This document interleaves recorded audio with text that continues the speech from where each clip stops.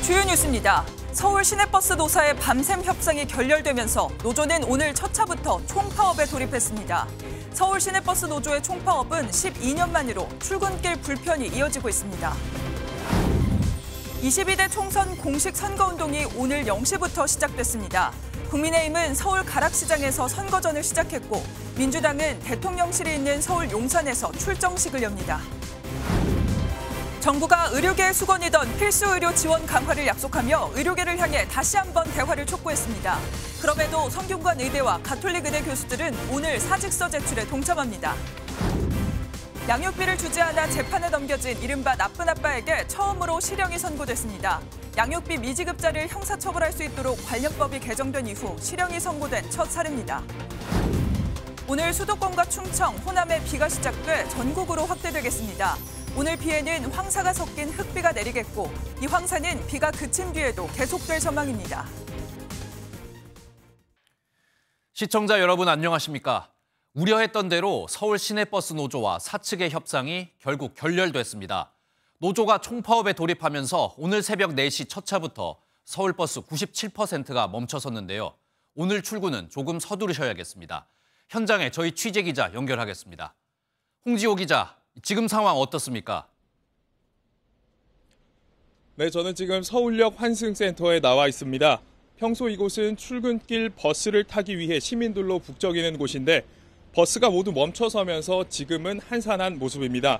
전광판에는 출발 대기, 운행 종료라는 표시만 떠 있고 수도권을 오가는 일부 버스만 운행되고 있습니다. 미처 파업 소식을 알지 못했던 일부 시민들은 정류장에 왔다가 발길을 돌리기도 했습니다. 이번 파업으로 서울 시내버스 97.6%에 달하는 7,200대가 운행을 멈췄습니다. 서울 시내버스 노조의 파업은 지난 2012년 이후 12년 만인데요. 출퇴근 교통대란이 불가피한 상황인데 서울시는 시민 불편을 최소화하기 위해 비상수송 대책을 가동하기로 했습니다. 우선 지하철 출근 혼잡 시간을 9시에서 10시로, 퇴근 시간대엔 저녁 8시에서 9시로 1시간씩 늘리기로 했습니다. 막차 시간도 새벽 2시까지로 연장하고 무료 셔틀버스도 400대를 운행하기로 했습니다. 네, 시민들의 불편이 클 것 같은데 시내버스 노사의 이 협상은 완전히 끝이 난 겁니까? 서울 시내버스 노사는 어제 오후 3시부터 협상에 돌입해 오늘 새벽까지 계속했는데 결국 접점을 찾지는 못했습니다. 노조 측이 요구한 12.7%의 임금 인상안을 사측이 받아들이지 않았고요. 여기에 서울지방노동위원회가 6.1% 인상안을 내며 중재에 나섰지만 결국 최종 결렬됐습니다. 이에 따라 노조는 새벽 4시 첫 차부터 총파업에 돌입하게 된 겁니다. 오늘 조정은 결렬됐습니다. 04시부터 파업으로 들어갑니다. 하지만 노사의 협상이 완전히 끝난 건 아닙니다. 노사 양측은 물밑 접촉을 통해 대화를 이어가고 있는 것으로 알려져 극적으로 협상이 타결될 가능성은 아직 남아 있습니다. 지금까지 서울역 환승센터에서 MBN 뉴스 홍지호입니다. 이어서 의료 대란 소식입니다. 정부가 다시 한번 의대 정원 2,000명 증원에 변경은 없을 것이라고 재확인했습니다. 의료 정상화를 위한 필요 조건이라며 조정 가능성을 일축했는데요. 대신 필수 의료 확대를 위해 10조 원을 투자하겠다. 의료계에 대화를 요청했지만 과정은 험난해 보입니다. 먼저 안병수 기자입니다. 정부가 늘어난 학생 수에 맞게 의대 교육 환경을 개선하기 위한 대학별 수요 조사에 착수했습니다. 의료계의 증원 철회 요구가 거세지만 이미 배정된 정원을 줄일 생각이 없다는 점을 분명히 밝힌 겁니다. 특히 지역 의료 강화가 핵심인 의료 정상화를 위해 증원이 필요 조건이라고 강조했습니다. 의대 정원 확대는 의료 정상화를 시작하는 필요 조건입니다. 국민이 전국 어디서나 제때 제대로 치료를 받을 수 있는 의료계의 수건이던 필수 의료 지원 강화도 약속했습니다. 2028년까지 10조 원 이상의 건강보험 재정을 투입하고 특별회계도 신설할 방침입니다. 지역 의대생들이 해당 지역에서 일해야 하는 계약형 필수 의사제 도입과 국립대 의대 교수 1,000명 확보도 추진할 계획입니다. 전공의 처우를 개선하고 수도권이 아닌 지역에서도 원활한 수련이 이루어지기 위해서는 국가 재정 지원이 필요하다. 관련해 윤석열 대통령은 보건의료 재정을 우선적으로 예산에 반영하려면 의료진이 대화의 장에 나와 적극적인 의견을 줘야 한다고 밝혔습니다.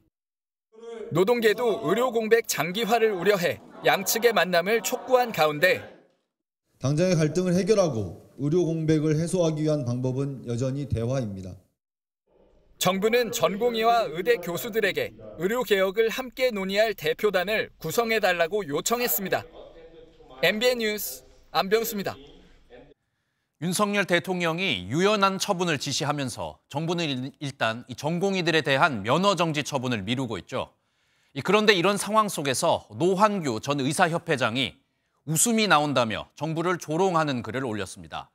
환자들은 고통받고 있는데 웃음이 나오냐는 비판이 이어지고 있습니다. 이 내용은 강세현 기자입니다.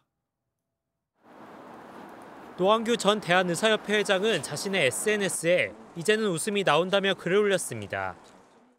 노 전 의협회장은 웃음 표시와 함께 이전에 전공의는 처벌하지 못할 것이라고 했었다고 오늘 띄웠습니다. 그러면서 정부가 면허정지 기간을 3개월에서 1개월로 줄이는 것도 간을 보는 것이고 전공의는 처벌하지 못한다고 밝혔습니다.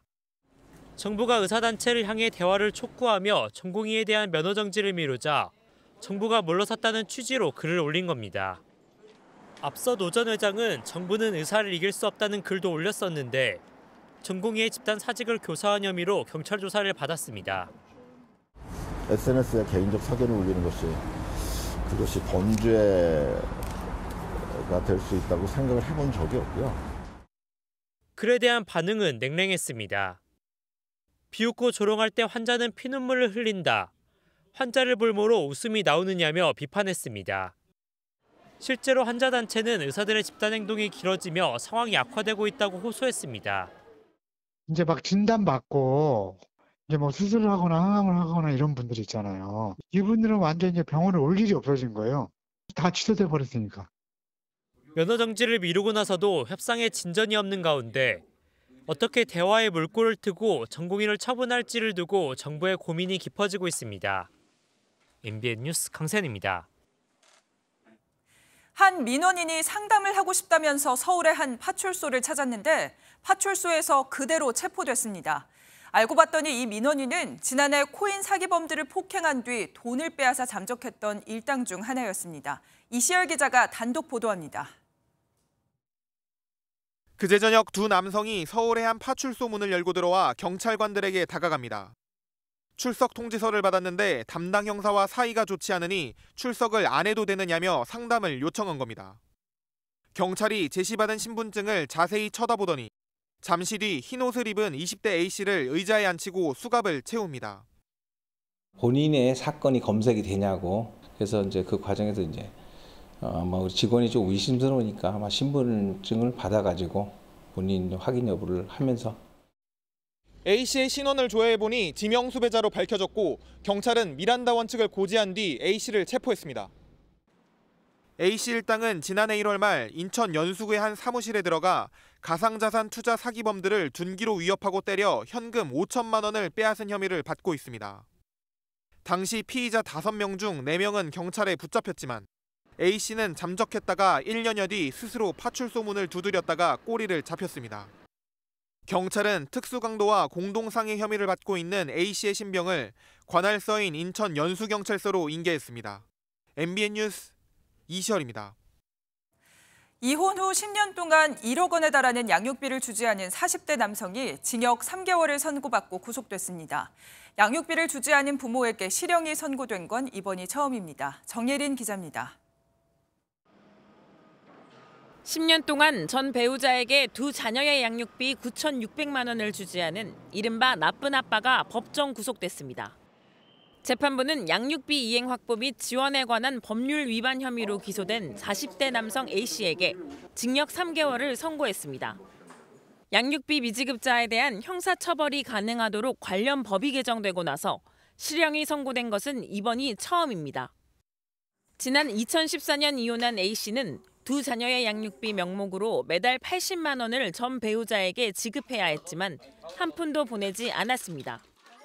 전 배우자는 A씨에 대해 양육비 청구 소송을 냈고 법원이 이행명령과 신체를 구속하는 감치명령까지 내렸지만 소용없었습니다. 결국 A씨는 재판에 넘겨졌고 검찰은 징역 10개월을 구형했습니다. A씨는 심장 수술을 받는 등 건강이 좋지 않아 경제적으로 어려웠다고 주장한 것으로 전해졌습니다. 재판부는 피고인은 굴착기 기사로 일하면서 급여를 받았는데도 10년 동안 양육비를 지급하지 않았다고 지적했습니다. 이에 미성년 자녀와 전 배우자에게 장시간 회복할 수 없는 범죄를 저질렀다며 선고 이유를 설명했습니다. MBN 뉴스 정혜린입니다. 오늘 하루 중요한 일정을 소개해드리는 굿모닝 오늘입니다. 어떤 일정이 있는지 함께 살펴보겠습니다.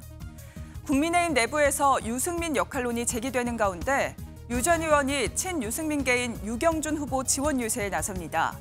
임종석 전 청와대 비서실장은 서울 중성동갑 전현희 더불어민주당 후보 지원 유세에 나서 이재명 상임 공동선대위원장과 만납니다. 이종섭 주 호주 대사를 비롯해 6개국 주재 대사가 참석하는 방산협력 주요 공관장 합동회의가 오늘 열립니다. 해병대 최상병 순직 사건 외압 의혹으로 수사를 받는 이 대사는 이번 회의 참석을 이유로 지난 21일 귀국한 바 있습니다. 성균관대 의대 교수와 수련병원인 삼성서울병원, 강북삼성병원, 삼성창원병원 교수들이 사직서를 제출합니다. 서울 성모병원을 수련병원으로 둔 가톨릭대 의대 교수들도 1차로 사직서를 제출하기로 해 빅5 병원 교수들이 모두 사직서 제출에 동참하게 됐습니다. 지금까지 굿모닝 오늘이었습니다. 서울의 한 건물 관리인이 3년간 밀린 관리비를 받아야겠다며 상가의 한 주인에게 소송을 냈습니다. 그런데 한 달 뒤 찾아온 건 관리비가 아니라 조직폭력배였습니다. 어떤 사연이 있었는지 손성민 기자가 알아봤습니다. 차에서 내린 덩치 큰 남성이 건물 관리인 A씨에게 바짝 다가섭니다. 담배를 꺼달라는 요구도 무시하더니 한동안 주변을 배회합니다. 지난해 8월 A씨는 자신이 일하는 서울 마곡동 건물 지하 주차장에서 조직폭력배 B씨에게 위협을 당했다고 주장했습니다.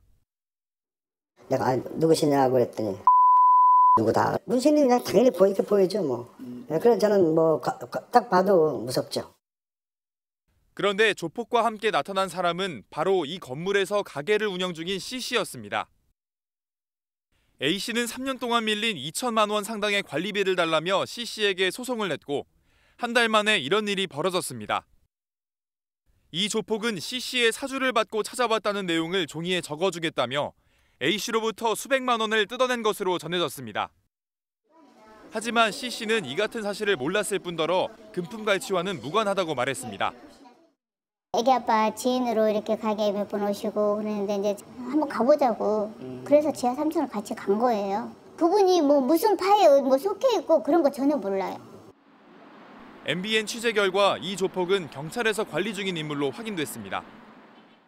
서울 강서경찰서는 B씨와 C씨를 공갈 및 협박 혐의로 입건하고 정확한 사건 경위를 확인할 예정입니다. MBN 뉴스 손성민입니다. 늦은 시간 서울 번화가에 가보신 분들은 유흥업소 전단지가 곳곳에 뿌려져 있는 모습 한 번쯤 보셨을 텐데요. 보기에도 민망한 사진이 담긴 이 전단지들, 없앨 수는 없는 건지 단속은 안 하는 건지 궁금하셨을 텐데 저희가 단속반과 함께 현장에 나가봤습니다. 강서영 기자입니다. 번호판도 없는 오토바이가 차도와 인도를 넘나들며 전단 뭉치를 뿌려댑니다. 불법 전단지 살포가 시작됐다는 CCTV 관제센터의 무전에 단속팀의 움직임도 다급해집니다. 전단지 배포범은 뒤쫓는 단속팀을 제치고 사람들 사이로 재빠르게 달아납니다. 몸으로 막는 것밖에는 할 수가 없는 때가 있습니다. 저희 직원분들 중에서도 최근에 이제 팔이나 얼굴 쪽에 부상을 입으신. 이번엔 범인이 좁은 골목에 들어오는 순간을 노려 검거하는 작전을 펼칩니다. 네, 지금 이제 올 것 같으니까 다들 좀 긴장해 주세요. 기대와는 달리 단속팀을 따돌렸다는 무전이 들어옵니다. 아깝네요.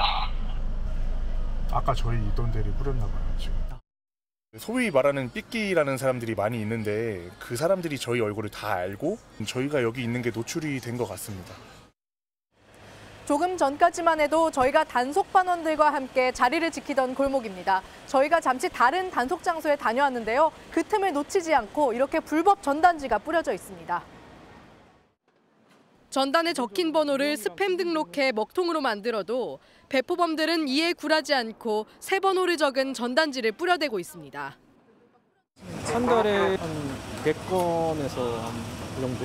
이 번호는 사실 알고 보면 명의가 없는 대포폰인 경우가 대부분이라서. 끈질기고 교묘한 배포범들과의 전단지 살포 전쟁은 좀처럼 끝날 기미가 보이지 않습니다. MBN 뉴스 강서영입니다. 정부가 고위공직자들의 재산 변동 내역을 공개했습니다. 고위공직자 1,900여 명의 평균 재산은 약 19억 원으로 나타났는데요. 윤석열 대통령은 지난해보다 2억 원 정도 줄어든 74억 8천만 원을 신고했습니다. 이기종 기자입니다. 정부 공직자윤리위원회가 관보 등을 통해 고위공직자 1,975명의 지난해 말 기준 재산 신고 내역을 공개했습니다. 윤석열 대통령은 지난해보다 2억 원 정도 줄어든 74억 8천여만 원을 신고했습니다. 윤 대통령 명의예금은 급여소득으로 약 9천만 원 늘었지만 재산의 대부분인 김건희 여사 명의의 사저와 경기도 양평 부동산 평가액이 줄었습니다. 대통령실 참모 중에선 김동조 국정기획비서관이 329억 원으로 가장 많았는데 지난해 재산이 210억 원 늘어나 공직자 중 가장 큰 폭으로 증가했습니다. 본인 소유 한국제강 비상장 주식이 대부분으로 김 비서관은 관보에 한국제강의 최근 실적이 반영돼 평가 금액이 증가했다고 밝혔습니다. 재산 총액 1위는 494억 원을 신고한 기획재정부 최지영 국제경제관리관입니다. 고위공직자들의 평균 재산은 19억 원으로 지난해 신고액보다 평균 4,735만 원 줄었습니다. 재산 공개 대상자 1,975명 중 50.5%인 997명의 재산은 감소하였고 49.5%인 978명의 재산은 증가하였습니다. 고위공직자 10명 중 3명은 20억 원 이상의 재산을 신고했습니다. 이번 신고에는 가상자산 보유 내역이 처음으로 포함되는데 정부 공직자 윤리위원회는 거짓 기재 여부 등을 6월 말까지 심사합니다. MBN 뉴스 이기중입니다.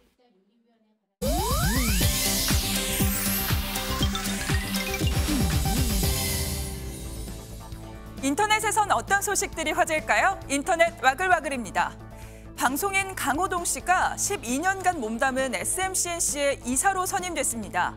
SMCNC는 어제 이 소식을 전하면서 강호동 씨는 2012년부터 회사와 함께 성장한 대표 아티스트인 만큼 이사 선임을 통해 회사의 비전과 가치를 대내외에 알리기 위해 활약할 것이라고 설명했습니다. 유명 씨름 선수 출신인 강호동 씨는 1993년 코미디언으로 방송에 데뷔한 후 다양한 예능 프로그램에서 활약하면서 국민 MC로도 불렸죠. 또 예능인으로서는 처음으로 2008년 백상예술대상 대상을 받았는데요. 강호동 씨가 그동안 쌓아온 노하우로 또 어떤 활약을 펼치게 될지 기대되네요. 미국에서는 우리 돈 약 2조 4천억 원의 복권에 당첨된 주인공의 신원이 밝혀지면서 당첨자가 마을에서 잠적하는 일이 벌어졌습니다.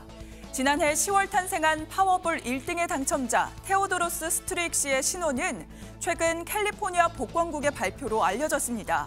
테오 씨가 거주하고 있는 캘리포니아주가 복권 당첨자가 자신의 신원을 숨기는 것을 허용하지 않기 때문인데요. 신원이 알려지자 테오 씨는 집 밖에 무단 침입 금지 안내문을 내건 채 마을에서 사라졌고 이웃들은 테오 씨가 혹시 나쁜 일을 당할까 우려하고 있다고 합니다. 법에 따라 어쩔 수 없이 신원을 밝히게 된 테오 씨. 행운이 악몽이 되진 않았으면 좋겠네요. 짧은 다리와 토실토실한 엉덩이로 귀여움을 뽐내는 웰시코기가 경찰이 됐습니다. 중국에서 최초의 코기 품종 경찰견 푸자이가 데뷔한 건데요. 푸자이는 생후 6개월 된 현재 예비 경찰견으로 일정 기간 추가 훈련을 거친 뒤 정식으로 임무를 맡게 됩니다. 귀여운 외모와는 달리 놀라운 통찰력으로 폭발물 수색과 냄새 맡기 등 훈련 과정에서 좋은 성적을 거뒀다고 하는데요. 특히 짧은 다리가 좁고 낮은 곳 구석구석을 수색하는 데 큰 도움이 됐다고 합니다. 푸자이가 처음으로 공개되자 현지 누리꾼들은 맙소사 너무 귀엽네요라며 뜨거운 관심을 보이고 있다네요. 인터넷 와글와글이었습니다. 오늘부터 4.10 총선의 공식 선거운동이 시작됐습니다. 선거철에 빠질 수 없는 게 익숙한 노래, 흥겨운 멜로디에 저절로 따라 부르게 되는 선거송인데요. 올해도 트로트가 대세라고 합니다. 제작 현장에 김문영 기자가 다녀왔습니다. 유세할 때 흥겨운 분위기를 조성하는 선거송.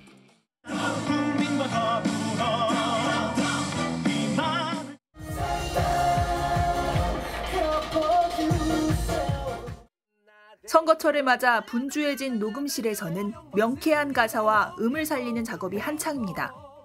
기호 악센트 딱 집어주라고. 기호 영번 승리당 홍길동 행복 영번 홍길동. 힘차게 불러드리는 거죠. 흥겹게. 공약들도 나오잖아요. 잘 들릴 수 있게. 지난 2020년에는 코로나 때문에 선거송을 만들어두고도 조용했다면 방역 조치가 없는 이번은 곳곳에서 노래가 울려 퍼질 예정입니다. 여야의 선택은 모두 트로트로 이희경의 칼퇴근과 임영웅의 이제 나만 믿어요 등입니다. 퇴근하고 싶어요. 이번 너무 좋아요. 민주당 홍길동 1번 믿어줘요. 선거송은 작곡가와 작사가의 허락을 받으면 개사해 원곡 가수가 아닌 다른 가수가 부를 수 있고 여러 정당이 사용할 수도 있습니다. 대신 후보자는 한국당, 원작자에게 저작 인격권료를 내고 협회 복제 이용료로 총선의 경우 50만 원을, 그리고 제작료로 약 70만 원 등을 쓰게 됩니다. 창작곡으로는 여당은 속도감 있는 정책 추진을, 야당은 정권 심판을 강조합니다. 속에 큰 꿈을 향해 우리 함께 달려가. 4월 10일은 정권 심판 날이다. 4월 10일은 정권 심판 날이다. 후보자와 유권자의 거리감을 좁혀주고 유대감을 만들어주는 선거송이지만 오전 7시부터 오후 9시까지만 사용할 수 있고 전격 출력 3kW와 127dB를 초과하면 안 됩니다. MBN 뉴스 김문영입니다. 국민의힘 한동훈 총괄선대위원장이 서울 여의도에 있는 국회를 세종시로 옮기겠다는 깜짝 카드를 꺼내들었습니다. 최근 당 지지율이 떨어지고 있는 상황에서 서울과 충청 양쪽의 표심을 잡아 판세를 바꿔보려는 시도로 보입니다. 먼저 김태희 기자입니다. 한동훈 국민의힘 총괄선거대책위원장이 국회를 세종시로 완전히 이전하겠다고 기자회견에서 밝혔습니다. 세종시를 행정수도로 완성하고 여의도는 금융과 문화 중심지로 바꾸겠다는 겁니다. 국회의 완전한 세종시 이전으로 여의도 정치를 종식하고 국회의사당을 서울의 새로운 랜드마크로 시민들께 돌려드리고 세종시는 워싱턴 DC와 같은 행정수도로 국회의사당 건물은 프랑스의 오르세 미술관이나 영국의 테이트 모던 같은 세계적인 전시 공간으로 만들어 시민들에게 돌려주겠다며 청사진을 그렸습니다. 국토 균형 발전과 서울 개발, 행정 효율성, 세 마리 토끼를 노렸는데 그 이면엔 충청권과 서울의 표심을 잡기 위한 의도가 있는 것으로 분석됩니다. 한동훈 위원장은 매번 총선 때마다 똑같은 공약이 나와 실천된 적이 없다는 지적에 이미 작년 10월 국회 세종시 일부 이전이 확정됐기 때문에 가능하다고 자신했습니다. 저희가 지금까지 얘기해서 약속을 지키지 않은 것이 있었던 거예요. 그리고 이것이 상징하는 바도 대단히 크다고 생각합니다. 여의도 정치가 끝나는 것이고. 선거를 2주 앞두고 정권 심판론에 맞선 여의도 정치청산 프레임이 얼마나 여론의 지지를 얻을 수 있을지 주목됩니다. MBN 뉴스 김태희입니다. 국회를 세종시로 옮기겠다는 한동훈 위원장의 깜짝 카드. 관건은 실현 가능성입니다. 한동훈 위원장은 정치를 바꾸는 신호탄이라며 민주당의 협조를 요청했는데요. 민주당은 원래 우리 공약이었다고 환영하면서도 표를 얻기 위한 총선용 공약이 아닌지 일단 따져볼 계획입니다. 이어서 김지영 기자입니다. 한동훈 국민의힘 총괄선거대책위원장은 국회의 세종 이전 문제와 관련해 민주당의 답을 기다린다고 했습니다. 저희의 문제가 아니라 민주당에서 답할 문제 같습니다. 대한민국 정치를 바꾸는 신호탄이 될 수 있을 것이라고 생각합니다. 현재 세종에 국회의사당 분원을 설치하는 공사는 2031년 완공을 목표로 진행 중입니다. 2021년 9월 국회법 개정으로 설치 근거가 마련됐고 지난해 10월 일부 상임위를 옮기는 내용의 규칙안이 국회를 통과했습니다. 한 위원장의 제안대로 여의도 국회를 아예 안 쓰고 세종에 새로운 국회를 세우려면 특별법을 제정해야 합니다. 특별법이 소관 상임위인 운영위를 거쳐 법사위에서 통과되고 국회 본회의에서 의결돼야 온전한 세종 의사당 시대가 열릴 수 있습니다. 관건은 여야 합의입니다. 운영위 소속 민주당 의원은 원래 민주당이 추진해온 공약으로 큰 틀에서 맞는 방향이라고 했지만 포퓰리즘이 아닌지 실제 이행 여부를 보겠다고 했습니다. 총선용 공약 아니냐는 비판이 나오는 건 개헌에 대한 언급이 없기 때문입니다. 2004년 헌법재판소 판례에는 국회 전부를 이전하려면 헌법 개정이 필요하다고 돼 있습니다. 국민의힘 핵심 관계자는 헌법의 근거에 위헌적 요소는 없다고 본다며 여야 합의만 이루면 세종시대는 가능할 것이라고 총선용 기획이 아님을 강조했습니다. 중도 표심에 영향을 미치는 사안인 만큼 총선 전엔 여야 합의가 쉽지 않을 것이란 관측도 나옵니다. MBN 뉴스 김지영입니다. 국민의힘 한동훈 총괄선대위원장은 민주당 이재명 상임선대위원장이 출마한 인천을 찾았습니다. 인천을 대한민국의 중심으로 만들겠다고 밝힌 한동훈 위원장은 민주당 이재명 위원장의 셰시의 발언 같은 망언이 국민의힘에선 없어야 한다면서 내부 입단속에 나서기도 했습니다. 인천 현장엔 정태진 기자가 다녀왔습니다. 인천에서 현장 선대위를 연 한동훈 위원장이 인천은 수도권 격차 해소의 바로미터라며 교통정책을 강조했습니다. 인천발 KTX와 GTX-B 등 초고속 교통 인프라 구축에 박차를 가하고 교통의 상전벽해를 이루고 인천을 다시 대한민국의 중심으로. 원희룡 전 장관도 수도권 무제한 정액 교통권 원패스를 꺼내들며 힘을 실었습니다. 인천, 경기를 포함한 수도권 전체로 확대해서 수도권의 출퇴근을 싸고 편리하게 25만 원을 뿌리는 것보다 훨씬 지속적이고. 한 위원장은 이재명 대표가 하루에 하나씩 망언을 반복하고 있다며 반면 교사 삼아야 한다고 입단속을 내리기도 했습니다. 전통시장을 찾아 민생행보도 이어갔습니다.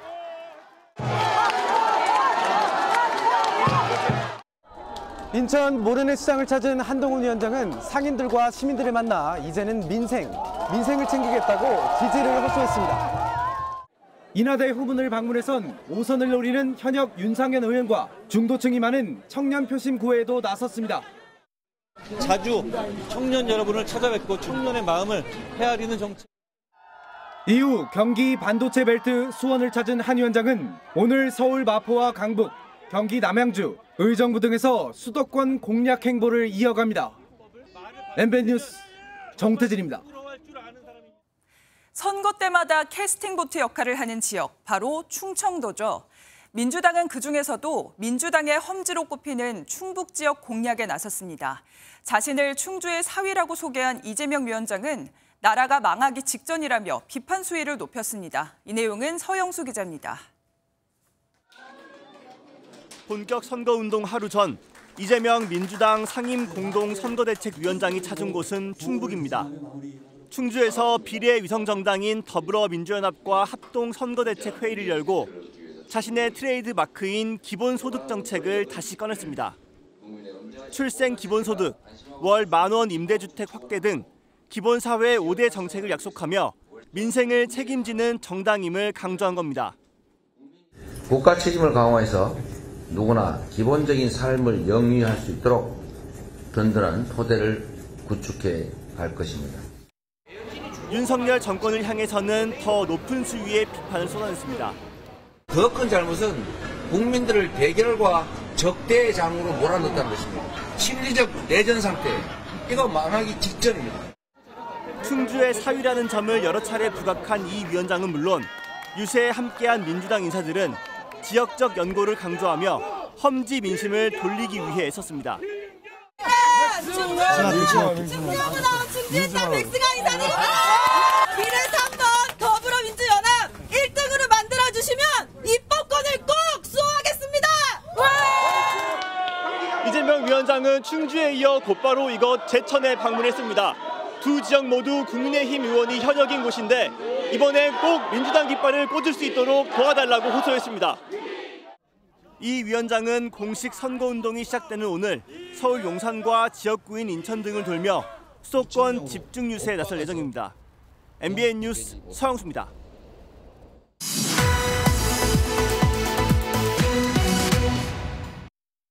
뉴스 돋보기 국회 출입하는 표선우 기자와 자세히 알아보겠습니다. 어서 오십시오. 표선우 기자, 일단 오늘부터 공식 선거운동이 시작이 되잖아요. 거리 풍경이 좀 많이 달라질 것 같습니다. 네, 일단 가장 달라지는 건요. 마이크를 사용할 수 있습니다. 지금까지 후보들 마이크나 확성기 사용하지 못해서 여야 대표는 물론이고 너나 할 거 없이 목이 쉴 만큼 소리를 질렀는데요. 또 마이크를 잡고 무심코 선거 운동성 발언을 했다가 선관위 경고를 받은 후보도 있었습니다. 오늘부터는 마이크를 동원한 유세가 가능한데 다만 오전 7시부터 오후 9시까지만 가능하고요. 육성 연설과 녹화기는 소리 없이 화면만 표출하는 경우에선 밤 11시까지 가능합니다. 거리 풍경도 다채로워집니다. 선거 벽보도 전국에 게시가 됐고요. 이보다 먼저 각 지역엔 홍보 현수막도 걸렸습니다. 각 당의 로고송과 선거 사무원들의 율동도 볼 수 있습니다. 이제부터는 우리가 생각하는 그 선거 분위기가 좀 본격 시작된다고 보면 됩니다. 네, 오늘이 공식 선거운동 첫날인데 이 첫날에 또 상징성이 있잖아요. 여야 오늘 첫날 어디서 시작을 하게 됩니까? 일단 국민의힘은 오늘 0시에 공식 선거운동이 시작되자마자 서울 송파구 가락시장에서 스타트를 끊었습니다.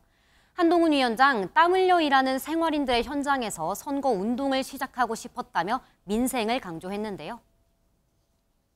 우리 국민의힘은 땀 흘려 일하는 생활인을 대변하는 정당이고 그런 분들이 더 잘 살기를 바라는 정당입니다. 저희가 그런 의미에서 오늘 이 가락시장에서 첫날을 시작합니다. 저희가 정말 열심히 하겠습니다. 한 위원장은 오늘 서울 서대문구와 용산구, 경기 남양주 등 수도권을 중심으로 지원 유세에 나설 계획입니다. 정권 심판론을 내건 민주당은 오전 10시 대통령실이 있는 서울 용산에서 출정식을 열고 심판 화력을 이어갑니다. 인천 계양 을에 출마한 후보이기도 한 이재명 상임 공동선대위원장은 이보다 앞선 오전 7시부터 계양역에서 출근길 인사에 나섰고요. 출정식 후에는 서울 중성동 갑과 동작에서 후보 지원에 나설 계획입니다. 중성동 갑에선 민주당 공천 갈등의 뇌관이었던 임종석 전 대통령 비서실장도 등장할 예정입니다. 네, 그리고 요즘 자주 들리는 숫자가 200입니다. 이 민주당, 조국혁신당 지지율이 상승하면서 이 범야권에서 200석을 확보할 수 있다 이런 이야기 나오는데 200석 왜 중요한 겁니까? 200석이면 일단 할 수 있는 게 많습니다. 헌법 개정도 가능하고요. 탄핵까지도 가능합니다. 대통령 탄핵 소추안 국회 의결 요건이 제적 300명 기준 3분의 2인 200명이거든요.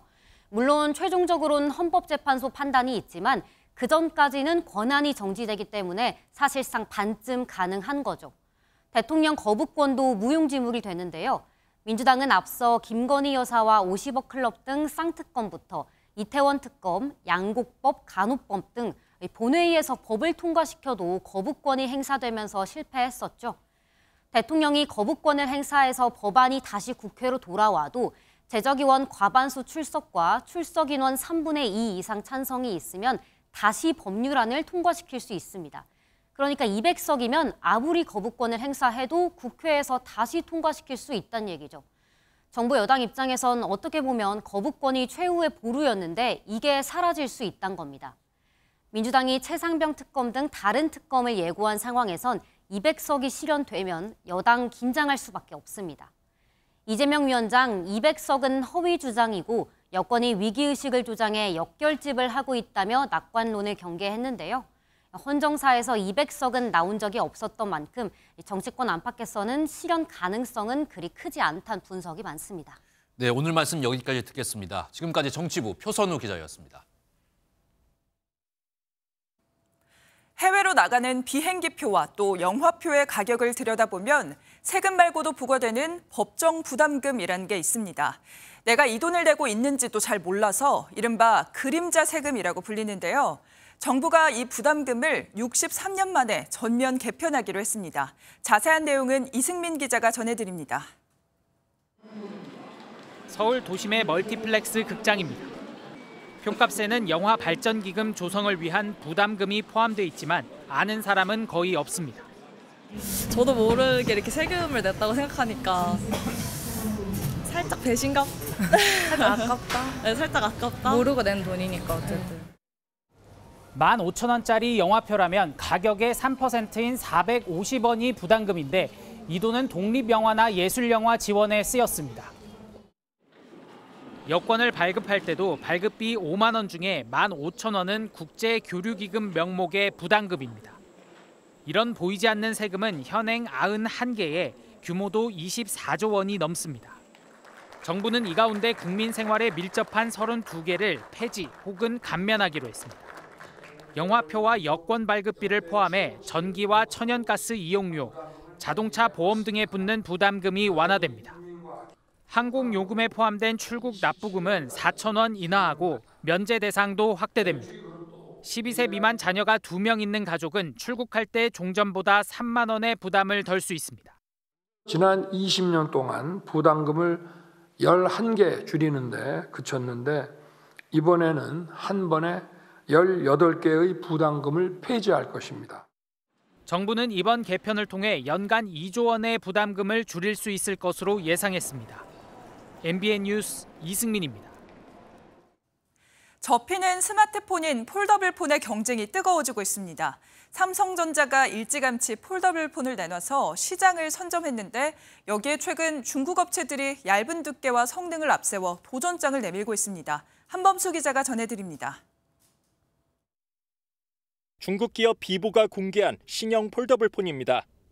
화면을 옆으로 펼치니 두께가 손가락 너비 반도 되지 않습니다.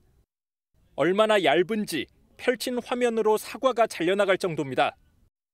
삼성전자의 비슷한 제품과 비교해보니 접었을 때 두께가 3.2mm 얇고 무게 역시 34g 가볍습니다.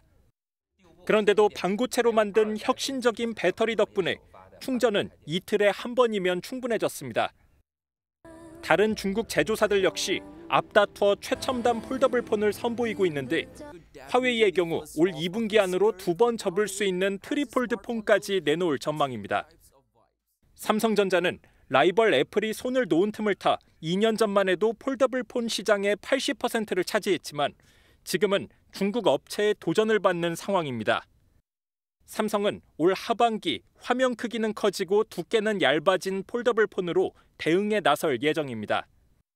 주어진 시간이 2년 정도 있다고 보여집니다. 두루마리 결합판 접는 휴대폰 혹은 4번 접는 폰 등이 나와야 될 것 같습니다.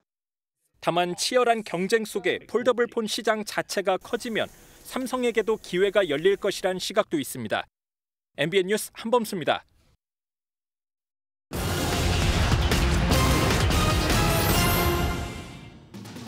올해 첫 달 태어난 아기가 2만 명대에 그치면서 통계 작성 이래 가장 적었습니다.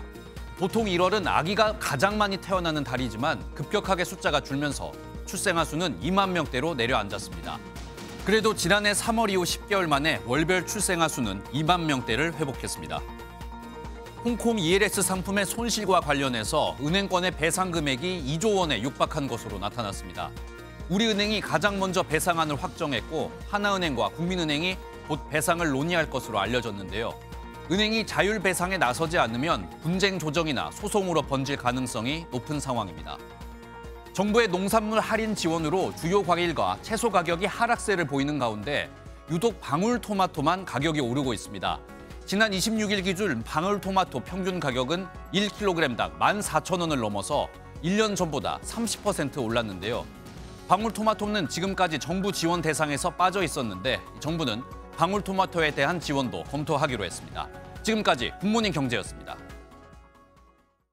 버스 파업으로 출근길 교통대란이 이어지고 있는 서울역 환승센터 다시 연결해 보겠습니다. 홍지호 기자, 출근하는 시민들이 더 많아졌을 것 같은데 지금 상황 어떤지 전해주시죠. 네, 조금 전에 전해드렸던 것보다 이곳 환승센터 주위에는 더 많은 시민들이 오가고 있습니다. 하지만 버스가 멈춘 탓에 지하철로 다시 향하는 등 혼란은 계속되고 있습니다. 파업하시는 건 알고 계셨어요? 몰랐어요. 서울 시내버스 노사가 어제 오후부터 막판 협상을 시작했지만 오늘 새벽까지도 접점을 찾지 못했습니다. 노조 측이 요구한 12.7%의 임금 인상안을 사측이 받아들이지 않으면서 노조는 오전 4시 첫 차부터 총파업에 돌입했습니다. 이번 파업으로 서울시 버스 97.6%에 달하는 7,200대가 운행을 멈췄는데요. 출퇴근 교통대란이 불가피한 상황에서 서울시는 시민 불편을 최소화하기 위해 비상수송 대책을 가동하기로 했습니다. 우선 지하철 출근 혼잡 시간을 9시에서 10시로, 퇴근 시간대를 저녁 8시에서 9시로 1시간씩 늘리기로 했습니다. 막차 시간도 새벽 2시까지로 연장하고 25개 자치구 119개 노선에서 무료 셔틀버스 480대도 운행합니다. 노사의 공식 협상은 끝났지만 여전히 노사 양측이 물밑 접촉 중인 것으로 알려져 협상이 극적으로 타결될 가능성도 남아있긴 합니다. 지금까지 서울역 환승센터에서 MBN 뉴스 홍지호입니다. 호주의 한 도시에서는 무려 150명이 연루된 폭력 사태가 벌어져서 미성년자의 야간 통행 금지가 발령됐습니다. 도시 곳곳이 파괴되고 약탈과 집단 난투극이 벌어지자 2주 동안의 비상사태가 선포되기까지 했습니다. 이 내용은 주진희 기자입니다. 수십 명의 사람이 가게를 향해 무언가를 던집니다. 가게 문을 발로 차거나 심지어 큰 돌덩이도 등장했습니다. 호주의 한 술집에서 50여 명이 달려들어 가게를 부수려고 하자 관계자들이 바리케이드를 치고 경찰을 부르려는 모습입니다. 지난 토요일엔 여성 10명이 16살 소녀를 거리에서 옷을 벗기고 폭행하는 일도 벌어졌습니다. 호주 중부의 한 도시에서 폭력 사태가 이어지자 통행 금지까지 내려졌습니다. My government will declare an emergency situation in Alice Springs. That means police will have the power to enforce a curfew in the Alice Springs CBD for people who are 18 years and younger. The community has had enough, and so have I.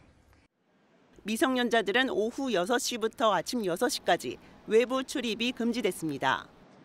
도화선은 지난 8일 있었던 18세 남성의 사고였습니다. 차를 훔쳐 달아나다 도로에서 흔들었는데 주변 사람들이 이 남성을 방치하는 영상이 SNS에 퍼졌습니다. 그런데 이 문제가 여러 집안의 불화로 이어진 겁니다. To family feuds, and that's what erupted in Alice Springs yesterday. Quite a serious fight where 150 people are involved armed with weapons. Our police responded to that and they were attacked. And we've seized 50 plus weapons. 사건이 일어난 앨리스 스프링스 지역은 원주민과 백인의 갈등이 심하고 호주에서도 가장 치안이 안 좋기로 유명합니다. This is chaos. There's one lad with a knife, one lad with a machete. 당국은 통금이 내려진 2주 동안 변화를 지켜보겠다고 밝혔습니다. MBN 뉴스 주진입니다.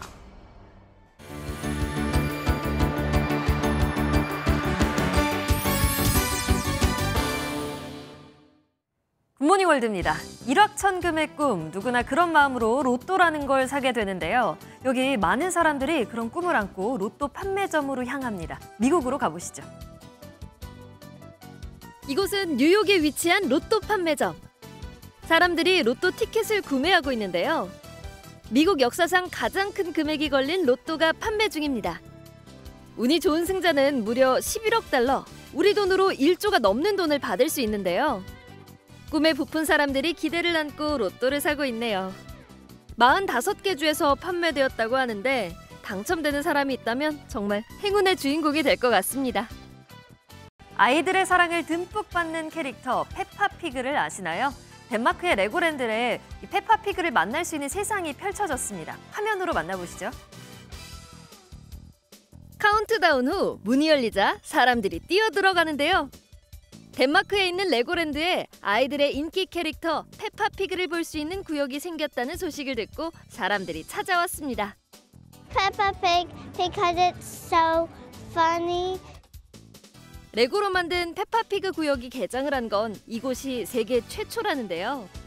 20년 동안 180개 이상의 지역에서 방영되며 사랑을 받아온 캐릭터답게 인기가 뜨겁습니다. 페파피그를 포함한 레고 세트도 출시된다고 하는데요. 많은 아이들이 반길 만한 소식인 것 같네요. 바쁜 견주 대신 반려견을 산책시켜주는 일을 하는 도그워커. 이 반려견이 늘어남에 따라 함께 새로 등장한 직업인데요. 하지만 못된 마음을 가지고 이 일에 임한다면 큰일 날 일이겠죠. 여기 동물학대 혐의로 기소된 도그워커가 있습니다. 영상 함께 보시죠. 차에 타려는 남성에게 기자들이 마이크를 내미는데요. 동물학대 혐의로 기소된 남성을 인터뷰하기 위해서입니다. 해당 남성은 도그워커, 강아지 산책을 시켜주는 일을 하는 사람인데요. 산책을 하는 동안 강아지들을 학대했다는 혐의를 받고 있습니다. 강아지들을 향해 욕설을 내뱉고 비명을 지르곤 했다고 알려졌는데요. 남성은 오히려 자신은 동물을 사랑한다고 주장하며 혐의를 부정하고 있습니다. 말 못하는 동물에게 그릇된 사랑을 전달해선 안 된다는 걸 그가 알았으면 좋겠네요. 지금까지 굿모닝 월드였습니다. 민주평화통일자문회의가 탈북민들의 정착을 돕는 북한 이탈주민 지원 특별위원회 출범식을 열고 탈북민 지원 사업을 시작했습니다. 특별위원회는 각계 인사 44명으로 구성됐으며 위원회장에는 조용근 석상장학회 이사장이 임명됐습니다. 김관용 민주평통 수석부의장은 이번 위원회 출범을 통해 북한 이탈주민들이 우리 일상에서 안정적으로 정착하고 현장에서 동행이 이뤄지도록 할 것이라며 포부를 밝혔습니다. 목요일인 오늘은 전국에 또 봄비가 내리겠습니다. 현재 일부 동쪽 지역을 제외한 대부분 지역에 비가 내리고 있는데요. 비는 차츰 전국으로 확대됐다가 저녁에는 대부분 그치겠습니다. 오늘 하루 동안 서울 등 중부지방에는 5mm 미만으로 적은 양의 비가 내리겠지만 황사가 섞여 내릴 가능성이 있겠고요. 경남 해안과 지리산 부근, 제주 산지에는 최고 80mm 안팎의 많은 비가 내리겠습니다. 특히 오늘 오전부터 경남 해안과 제주에는 돌풍과 벼락을 동반한 시간당 10에서 20mm의 강한 비가 쏟아지겠고요. 해안가를 중심으로는 초속 20m 안팎의 돌풍도 몰아치겠습니다. 시설물 점검 철저하게 해주셔야겠습니다. 오늘 아침은 비구름이 이불 역할을 해주며 온화하게 출발하고 있습니다. 현재 서울의 기온 9.5도, 부산은 11도로 어제 아침보다 5도에서 8도가량 높게 출발하고 있는데요. 낮 기온은 서울이 14도, 대전 12도, 대구는 13도로 어제보다 2도에서 6도가량 낮겠습니다. 내일은 황사의 국외 미세먼지까지 더해지면서 전국의 대기질이 탁하겠고요. 중부와 전북 지역에는 비도 조금 내리겠습니다. 날씨였습니다. 목요일 아침 굿모닝 MBN 마치겠습니다. 오늘도 좋은 하루 보내시기 바랍니다. 고맙습니다.